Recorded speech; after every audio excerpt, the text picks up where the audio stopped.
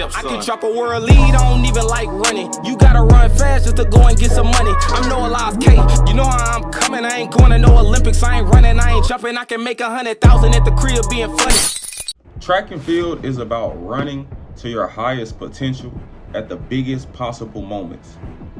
And there's a lot of people in this sport who have done this year in and year out. And then you have people who run really, really fast, but just at the wrong times. And these are the people who I call lane fillers. Now, some of the greatest lane fillers in history are guys like Ferdinand Omanyala, Akeem Blake, Ronnie Baker, Simbine 10. But the one this video is about is Akani Simbine. Akani Simbine has been in the track and field game for 10, 11 years. He has ran sub 10 for the past 10 years consecutively, which is actually the record. He's done it more times than both. Not more times than Asafa, but technically, yeah, because Asafa had got suspended, so a year had got taken out, so it's like actually 9 years in a row for him. But Akani Simbine is the greatest lane filler in track and field history, in my opinion. Now, a lane filler is a guy we know who's going to show up and be competitive.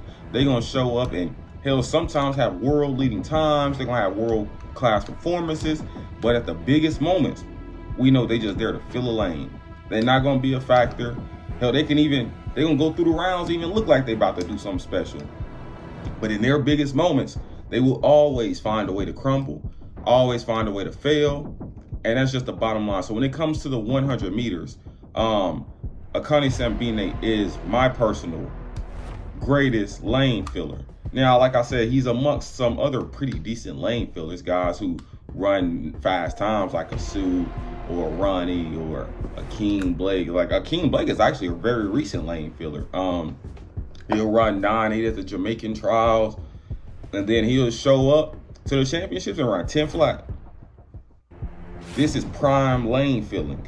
This is like the ultimate form of lane filling. At least a guy like Akani Simbine, he'll run 9.8s and things of that nature when it comes to championships, but it just won't be enough. At the end of the day, he's still just filling a lane.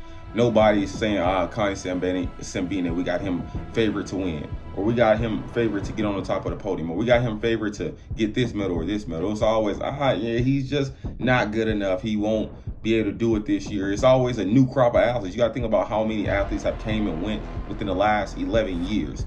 How many athletes that he was more talented than, how many athletes he had more potential than, how many athletes he had a higher ceiling than, and still was just there filling the lane at the end of the day. When people go back and look at his career, they're going to see the consistent times, the consistent marks he put down, how he was always in the mix. But at the end of the day, he was just filling lanes. And he runs really well on the circuit as well. You got to think about it. He was the world leader. Well, he always does it. He does this last year. Like last year, he was the world leader until June, until Christian Miller, the high schooler, came and took the world lead from him. This year, he was the world leader. A lot of people even were deeming him as a medal threat, which is something we always see, is because the fact that he starts his season so early. He's running 9.9s in February. So logically, you're going to think that a person is just going to continue to improve all year, but that's just not really how it goes, especially if you're running that fast, that early. And he does it year in and year out, so it's just prime lane filling. He goes on the circuit, he runs really well, beats a lot of people. Even the reigning Olympic silver medalist, Keishane Thompson, he opened his season up against Akani Simbine, and you know what Akani Simbine did? He had a decent start. Keishane got out, and he ran Keishane down like Noah did in the Olympic final. So this gave a lot of people an inclination that, Akani Simbine, he's a different type of athlete now. He even finished really well in the Olympic final for the relay last year. He got the stick kind of behind, and he ran South Africa into the silver medal position, which was a very, very decent showing on his behalf. But at the end of the day, no one's going to remember these relays. No one's going to remember the member of these relays. I couldn't tell you who was on the 4x1 that won in 1996. I believe Canada won that one in Atlanta. I couldn't tell you who was on the 4x1 that won in 2000. I'm pretty sure the United States won that one at the Olympics. 2004, I believe the United States. I don't know if they won that one, but that's around the time the USA won their last 4x1 at the Olympics. It's been like 20 years, 24 years or so. But No one remembers these relay members. That's all I was hinting at. So if you have the talent to actually do something really big in an open race, then you damn near got to show it. It's your biggest moment. And the fact that he crumbles and folds and always finds a way to never get it done. And injury typically isn't the reason he doesn't get it done. He just doesn't get it done because he just don't. And I think that this is prime lane filling. He's he's my number one lane filler of all time. Like, he's the best lane filler, talent-wise. Because what other lane filler do you know? Well, I guess Ferdinando Manyala ran 9.7. But internationally, he struggles to even break 10 for real. So a guy who has ran 9.81 internationally in the final, a guy who has ran 9.8s, and a guy who has ran multiple 9.9s in these big championship meets, but still is just out there filling the lane. You got to think about it. Akani Simbine PR is 9.81. Andre DeGrasse has never ran faster than 9.9. He has 2 Olympic medals in 100. 2 Olympics that Akani Simbine ran at, mind you. And at the time, at both times, Akani Simbine's personal best was faster than Andre DeGrasse. So the fact that you could be a 9.8 guy and a 9.9 low guy and show up and still not be able to beat guys that are significantly slower than you, or guys that you are significantly more talented than, especially over the 100 distance. But I often say that championships favor guys who are finishers rather than starters.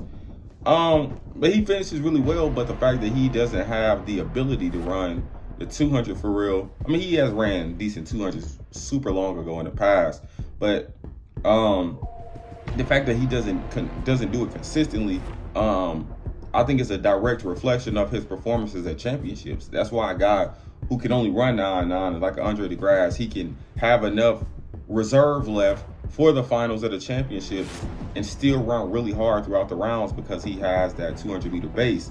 And a guy like Akani Simbine, he has ran fast 200s 10 years ago, or a season or two. But other than that, he's just out there hoping and wishing. 60 meters, 100 meters, and that's it. And the 60-meter guys who the 60-meter guys versus the 200-meter guys, when it comes to the 100, the 60-meter guys often fail. And sometimes they can get it done for a year, but it doesn't really last that long.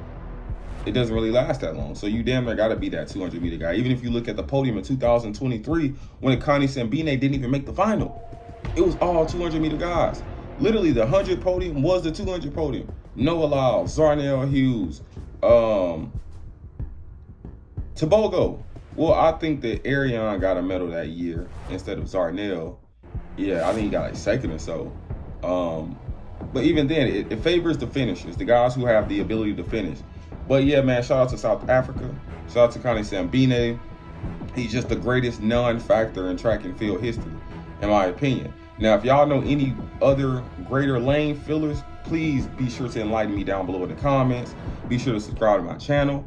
Until next time, and also let me know what type of videos y'all want to see me make during the World Championships. Until next time, I'm out.